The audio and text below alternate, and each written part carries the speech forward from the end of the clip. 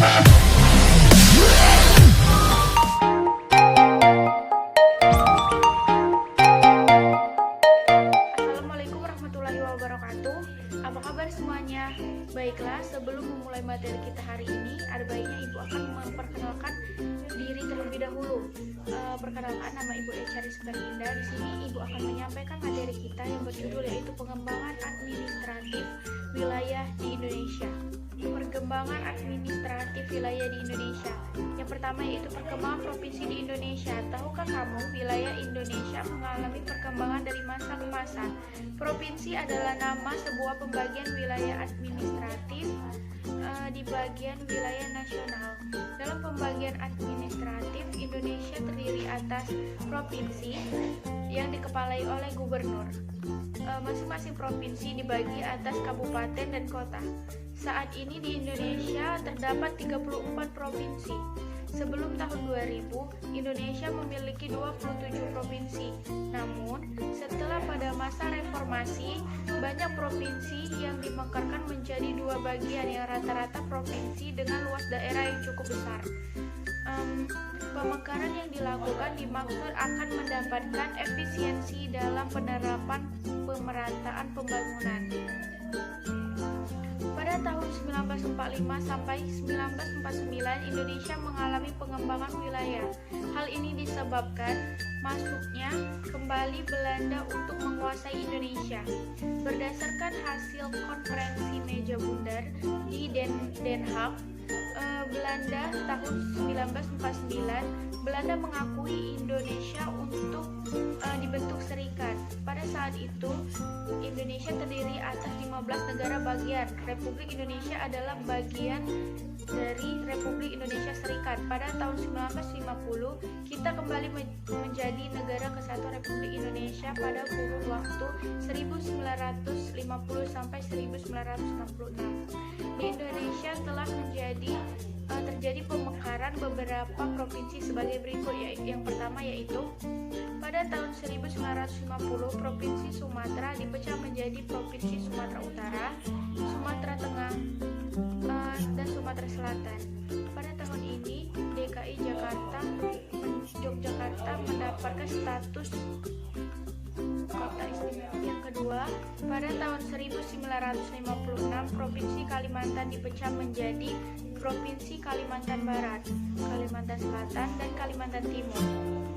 Yang ketiga, pada tahun 1957 Provinsi Sumatera Tengah dipecah menjadi Provinsi Jambi, Riau, dan Sumatera Barat.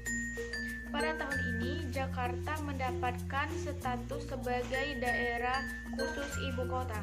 Selain itu, Aceh menjadi provinsi tersendiri lepas dari Sumatera Utara.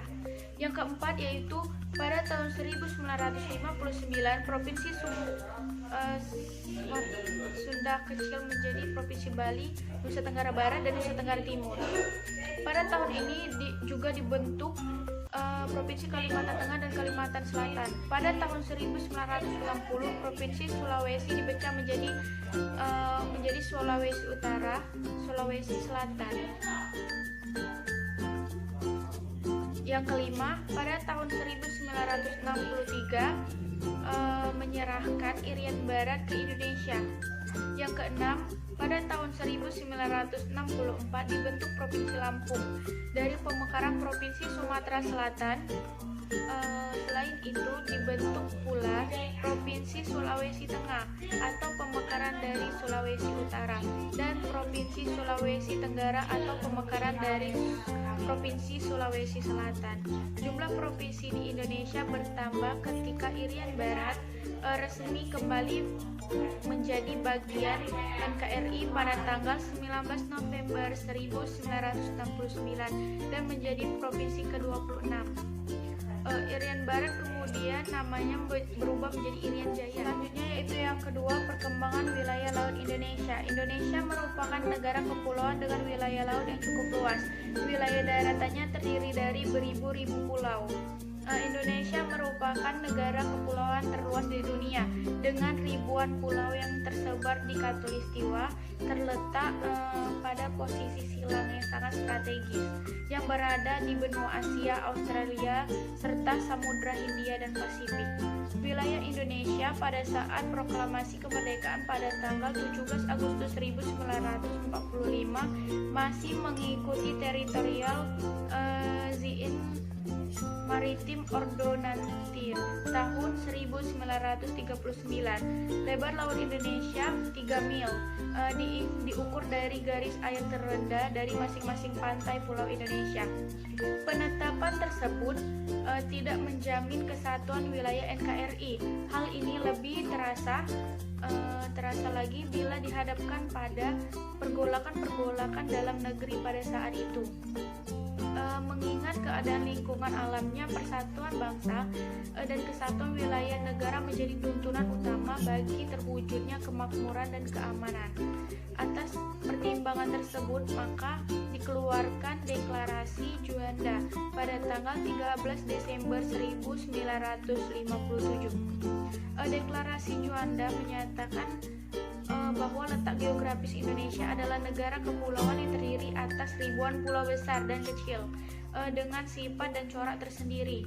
Deklarasi tersebut juga menyatakan bahwa demi keutuhan teritorial dan untuk melindungi kekayaan negara yang ada di dalamnya, pulau-pulau serta laut yang ada harus dianggap sebagai satu kesatuan yang bulat dan utuh, yang ditetapkan Undang-Undang Nomor 4 PRP tahun 1990 tentang perairan Indonesia.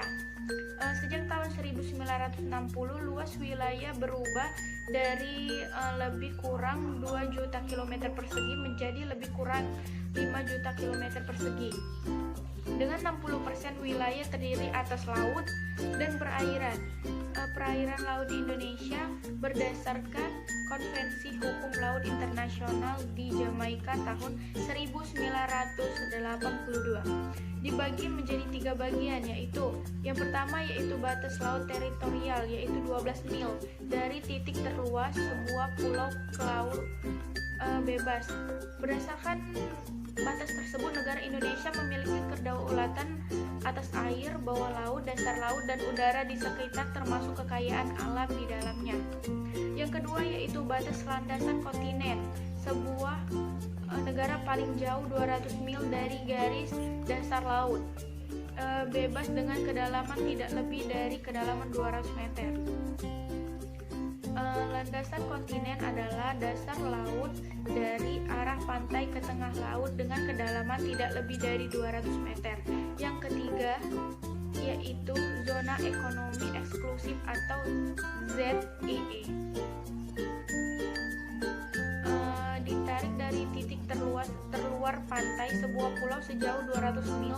Dengan bertambahnya luas perairan Indonesia, maka kekayaan alam yang terkandung di dalamnya bertambah pula. Oleh karena itu, Indonesia bertanggung jawab untuk melestarikan dan melindungi sumber daya alam dari kerusakan. Selanjutnya yaitu Timor berintegrasi atau bergabung dengan Negara Kesatuan Republik Indonesia atau NKRI pada tanggal 17 Juli 1976.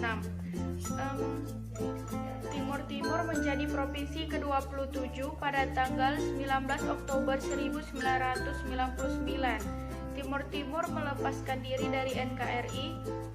Timor menjadi negara baru yaitu Timor Leste. Namun perkembangan tersebut dan terkini, kalau di Kalimantan ada Pulau Borneo, telah lahir provinsi baru yaitu Kalimantan Utara. Ini menjadi provinsi ke-34 di Indonesia. Yang ketiga yaitu peta wilayah laut Indonesia. Berdasarkan Konvensi Hukum Laut Internasional di Jamaika tahun 1982, perairan laut teritorial Indonesia terdiri atas 3 bagian, yaitu laut teritorial, batas landasan kontinen, dan zona ekonomi eksklusif atau ZEE. Selain ketiga wilayah perairan laut, masih ada wilayah ini berada di dalam dan di antara kepulauan Indonesia. Contohnya wilayah perairan misalnya Laut Jawa, Selat Sunda, Selat Makassar, dan Laut Banda. Untuk kepentingan persahabatan antara negara, maka dalam Konvensi Hukum Laut Internasional ditetapkan adanya lintas damai melalui laut teritorial. Yang dimaksud lintas damai adalah jalur wilayah laut teritorial yang boleh digunakan oleh pihak asing sepanjang tidak merugikan bagi kedamaian, ketertiban, dan keamanan negara yang berdaulat. Laut selain berfungsi sebagai penghubung wilayah satu dengan yang lain, dalam memperlancar hubungan transportasi, juga kekayaan yang terkandung di dalamnya sangat menopang kehidupan rakyat. Potensi yang ada di laut dapat menimbulkan masalah apabila pengelolaannya tanpa memperhatikan lingkungan. Untuk mencegah kerusakan lingkungan laut, maka beberapa usaha yang dapat dilakukan adalah sebagai berikut. Yang pertama yaitu membatasi penggunaan beberapa macam alat penangkapan ikan. Yang kedua, alat penangkapan ikan berupa pukat harimau dilarang, juga melindungi ikan-ikan tertentu. Yang ketiga yaitu memperhatikan daerah, jalur, dan musim penangkapan. Yang keempat yaitu mencegah pencemaran dan kerusakan, melakukan rehabilitas dan budidaya sumber daya ikan. Yang kelima yaitu membatasi daerah penangkapan. Yang keenam, pengelolaan sumber daya alam dengan pendekatan lingkungan. Sumber daya alam harus digunakan secara rasional, tidak merusak lingkungan hidup, dilaksanakan dengan kebijakan yang menyeluruh, dan memperhatikan generasi yang akan datang. Yang ketujuh yaitu membuat undang-undang untuk melindungi penyu dan melindungi pantai tempat penyu bertelur. Yang kedelapan yaitu mengeluarkan PP nomor 17 tahun 1974 tentang pengawasan pelaksanaan eksplorasi dan eksploitasi minyak dan gas bumi di daerah lepas pantai untuk menjaga terpeliharanya lingkungan laut. Hanya itu saja yang dapat Ibu sampaikan. Mohon maaf apabila ada salah-salah kata, dan kepada Allah saya mohon ampun, dan saya akhiri. Wassalamualaikum warahmatullahi wabarakatuh.